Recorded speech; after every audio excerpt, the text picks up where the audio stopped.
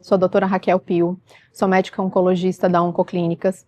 Estou aqui hoje no terceiro dia de cobertura da ASCO e a gente vai conversar um pouquinho sobre a sessão oral de pulmão que teve há pouco, baseado principalmente em tumores de pulmão não pequenas células, no cenário metastático. Tá? Tiveram alguns estudos muito interessantes e eu quero falar agora, no início, para vocês, de 2 estudos no cenário de pacientes com a mutação do EGFR. Tá?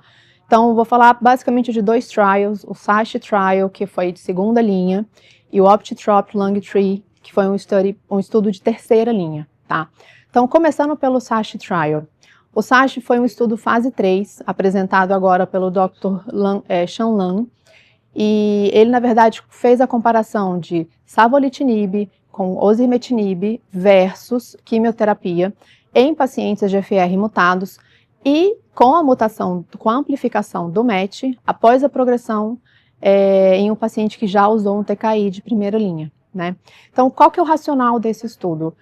A gente sabe hoje que na progressão a um paciente que tem EGFR mutado, existem inúmeros mecanismos de resistências que podem ser tanto on-target, né, que é no próprio gene do EGFR, ou então independente do gene, que aí pode ser uma amplificação, uma transformação, uma mutação, dentre outros.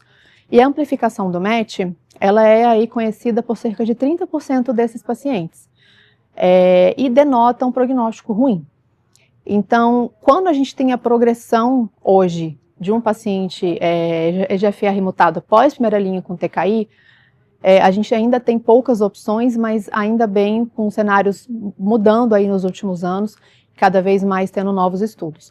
E esse é um deles. Então, o estudo é o savolitinib, que é um TKI oral seletivo para o MET, já com dados anteriores demonstrando eficácia nesse cenário.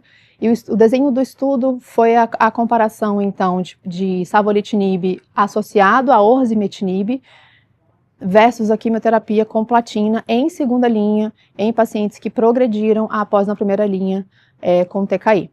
Tá? Todos os pacientes tinham que ter amplificação do MET confirmado por FISH, e o interessante do estudo é que eles podiam ter feito em primeira linha tanto um TKI de primeira, segunda e terceira geração, e cerca de 30% dos pacientes apenas que tinham usado um TKI de terceira geração, né, o osimertinib. O endpoint primário foi PFS e endpoints secundários foram, então, taxa de resposta, duração de resposta, e o estudo foi positivo, tá? Então, para TKIs de primeira e segunda geração, a gente teve aí um PFS de cerca de 9,8 meses versus 5,5 meses para quimioterapia, um hazard ratio de 0,34, e também para os pacientes em terceira geração, eles tiveram aí um ganho de PFS de 6,9 meses versus 3 meses, com um hazard ratio de 0,3. Taxa de resposta também interessante, cerca de 60% no grupo do estudo versus 34% no grupo de quimioterapia, previamente algo que a gente já esperava no grupo de quimio, e uma duração de resposta de cerca de 8 meses, né, no grupo do estudo versus 3 meses no grupo de quimio. Então, é um estudo muito interessante, é um estudo com muito potencial. Ainda temos dados imaturos de sobrevida global, então acho que esse aí fica o grande gap para os próximos congressos, para os próximos encontros. Mas acredito que se esses dados se persistirem positivos e os dados de sobrevida vierem também positivos, pode ser uma prática que tenda a virar padrão. O estudo, ele infelizmente não foi testado com as terapias combinadas. Então, agora continuando, a gente vai falar um pouquinho sobre o segundo estudo que foi apresentado hoje sobre EGFR mutado na progressão. O estudo foi o OptiTrop Lung Tree, é um estudo de terceira linha, então, apresentado pelo Dr. Li Shang, e é um estudo na utilização do sacituzumab tirumotecan, que eles colocaram de SAC-TMT, em pacientes EGFR mutados, previamente já tratados com químio e com o TKI na progressão, então terceira linha. E qual que é o racional desses estudos? Então a gente vive agora mais uma vez a era dos ADCs, né, dos ADCs na oncologia, e o sacituzumab é um ADC contra TROP2.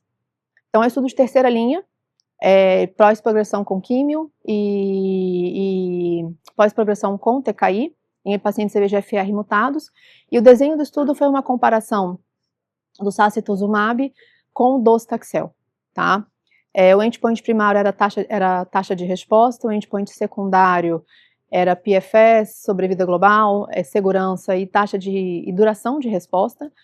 E o estudo, em relação à taxa de resposta, foi positivo. A gente teve aí uma taxa de resposta no grupo do sacituzumab em cerca de 45% versus 15% no grupo do docetaxel, com um PFS de 7 meses versus 3 meses, também favorecendo o sacituzumab. A mediana de sobrevida global não foi alcançada entre os grupos, mas a taxa de sobrevida global em 12 meses também foi favorecendo o sacituzumab, então 72% versus 54%, com um perfil de toxicidade muito melhor tolerado do que o docetaxel. Tá? Então, eles mostraram dados que toxicidade grau 3 foi bem inferior ao docetaxel, o que é importante para os nossos pacientes que já estão ali em terceira linha de tratamento, com perda de performance e mais debilitados, né? Então, foi um estudo bastante interessante, foram dados promissores, tanto é que já trouxeram que foi aprovado na China, mas ainda precisamos de mais dados e também olhar a questão de custo-efetividade, racionalidade do tratamento para esses pacientes.